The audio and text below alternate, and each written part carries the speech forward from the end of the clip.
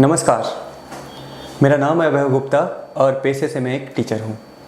आज हम लोग फिर एक इम्पोर्टेंट डेवलपमेंट पर डिस्कशन करने के लिए आपके सामने मैं हाजिर हुआ हूँ और ये डेवलपमेंट है जब से बांग्लादेश में सत्ता परिवर्तन हुआ है। बांग्लादेश का माइंडसेट कहीं ना कहीं भारत विरोधी होता जा रहा है। हाल में ही एक न्यूज़ बहुत ज़्यादा वायरल हुई, उसी के कॉन्टेक्स्ट में मैं आपसे डिस्कशन करना चाहता हूँ। और ये न्यूज़ है कि बांग्लादेश के कुछ कट्टरपंथी ग्रुप ये चाहते हैं कि बांग्लादेश को अपना नेशनल एंथम और नेशनल फ्लैग को बदल देना चाहिए। अब इसके पीछे क्या कहानी है, क्यों ऐसी बात हो रही है, ये मैं और आप डिस्कस करना चाहते हैं। तो देखिए, बांग्लादेश में एक कट्टरपंथी ग्रुप है जिसका नाम है जमात ए इस्लामी।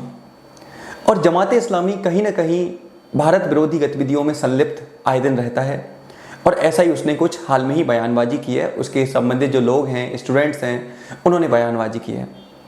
उनका कहना है कि 1971 के बाद जब बांग्लादेश बना, आपको पता होना चाहिए 1971 से पहले बांग्लादेश कोई देश नहीं था। इसे ईस्ट पाकिस्तान यानी कि पूर्वी पाकिस्तान के नाम से जानते थे। लेकिन पूर्वी पाकिस्तान और पश्चिमी पाकिस्तान में भाषागत विभेद होने के कारण, क्योंकि पश्चिमी पाकिस्तान में उर्दू और पंजाबी लैंग्वेज का ज़्यादा बोलबाला देखने को मिलता है, तो वहीं ईस्ट पाकिस्तान में बंगाली लैंग्वेज का प्रभाव है। इसके कारण इन दोनों ही क्षेत्रों में आपस में विवाद बढ़ा, आपस में तनाव बढ़ा और इस तनाव के चलते फाइनली क्या हुआ कि ये दोनों अलग हो गए।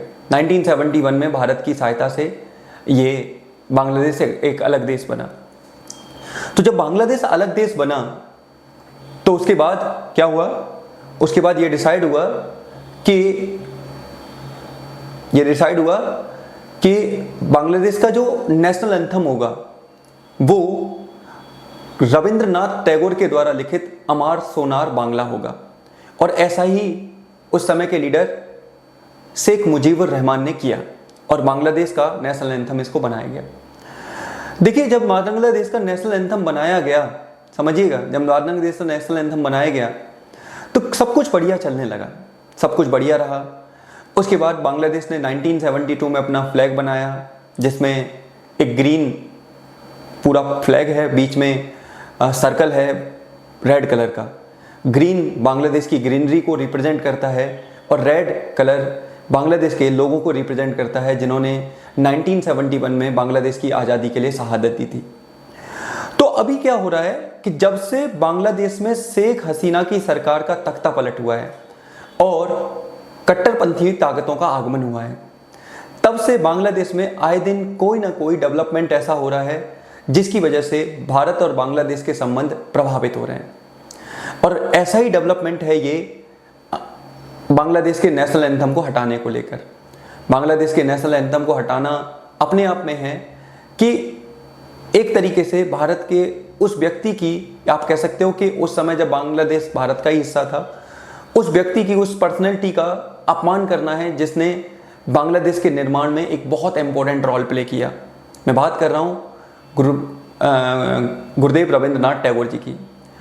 अब थोड़ी सी कहानी मैं आपको समझाना चाहता हूँ, आखिर ये अमार सोनार बांग्ला का इतिहास क्या है इसकी हिस्ट्री मैं आपसे डिस्कस करना चाहता हूँ। देखिए, हुआ क्या था 1905 में, यानी कि 1905 में, जब लॉर्ड कर्जन के द्वारा जो बंगाल प्रांत था उसका विभाजन कर दिया गया। एक हिस्सा ईस्ट बंगाल बना और एक हिस्सा वेस्ट बंगाल। जो ईस्ट बंगाल था वहां पर मुस्लिम बहुल क्षेत्र था, यानी कि मुस्लिम मेजॉरिटी में थे, और वेस्ट बंगाल था वहां पर हिंदू मेजॉरिटी में थे। तो अंग्रेजों ने अपनी वही डिवाइड एंड रूल की पॉलिसी के तहत भारत के इस प्रांत का विभाजन कर दिया गया। तो ऐसे में भारत के लोगों ने अपनी सॉलिडरिटी, बंधुत्व, फ्रेटर्निटी, भाईचारे को दिखाते हुए उस समय इस गाने का, इन्होंने, रविंद्रनाथ टैगोर ने ये गाना लिखा या ये सॉन्ग लिखा, नेशनल एंथम लिखा जो बांग्लादेश का है, जिसका नाम रखा गया अमार सोनार बांग्ला।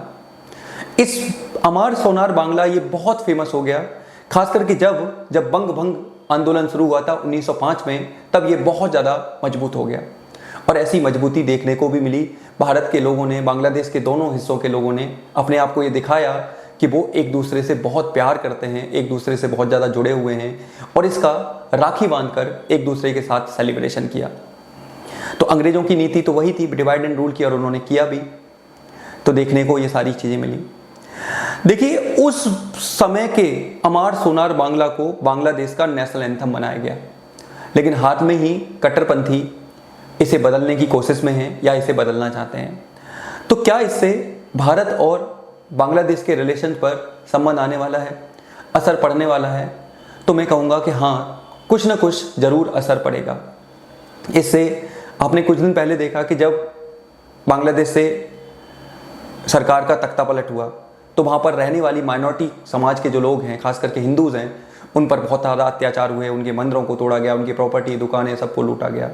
और ऐसे ही अगर कट्टरपंथी ताकतें धीरे धीरे इस तरह से बढ़ने लगी तो कहीं ना कहीं रिलेशनशिप खराब होने की संभावना है, जो कि भारत और बांग्लादेश के लिए बिल्कुल भी अच्छी नहीं है, क्योंकि दोनों ही देश सांस्कृतिक समरूपता को दिखाते हैं। अगर ऐसा रहा तो चीज़ें खराब होंगी।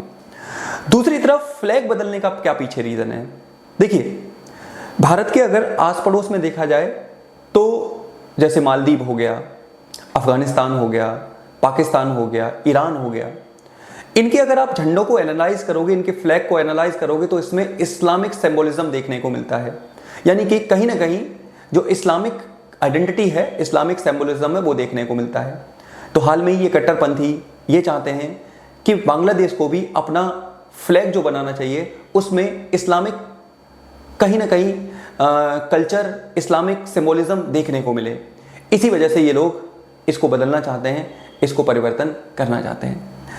मैं आपसे पूछना चाहता हूं कि अगर ये फ्लैग बदलता है या फिर राष्ट्रगान बदलता है तो क्या ये संभावना नहीं है कि कहीं ना कहीं बांग्लादेश में बाहरी ताकतों का इन्फ्लुएंस बढ़ने लगा है, बाहरी ताकतों का आगमन होने लगा है? ये कहीं ना कहीं देखने को मिलेगा।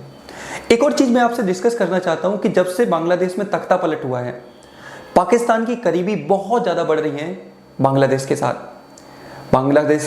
पाकिस्तान के जो हाई कमिश्नर हैं बांग्लादेश में, उनकी बैठक होना, जो अभी वर्तमान में जो पीएम हैं वहाँ के, जो हाल में ही बनाए गए हैं एंटरिम गवर्नमेंट के पीएम यूनिस खान जी, उनके साथ बहुत सारी मीटिंग्स होना, ये दिखाता है कि कहीं ना कहीं पाकिस्तान अपना इन्फ्लुएंस दिखाना चाहता है। कहीं ना कहीं ये इस बात की ओर भी इशारा करता है कि पाकिस्तान ने शेख हसीना के तख्ता पलट में, पीएम शेख हसीना के तख्ता पलट में बहुत इंपॉर्टेंट रोल प्ले किया था।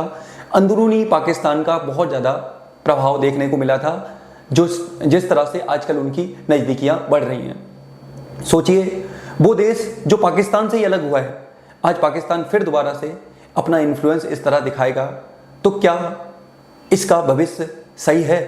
क्या इससे भारत और पाकिस्तान की जो वैसे ही संबंध खराब हैं, क्या इसका असर भारत और बांग्लादेश के संबंधों पर नहीं पड़ेगा? ये आप जरूर सोचिएगा, इसको एनालाइज करिएगा। इसी के साथ मैं अपनी बात खत्म करता हूँ। मिलूंगा मैं आपसे ऐसी ही एक और क्लास में। तब तक आप खुश रहें, मस्त रहें, पढ़ते रहें और नई नई जानकारियाँ एक्सप्लोर करते रहें, जिससे कि आप ज़्यादा से ज़्यादा मुखर होकर आप किसी चीज़ को रिप्रेजेंट कर पाएँ। तो मिलता हूँ ऐसी क्लास में, तब तक के लिए आप सभी का धन्यवाद। जय हिंद।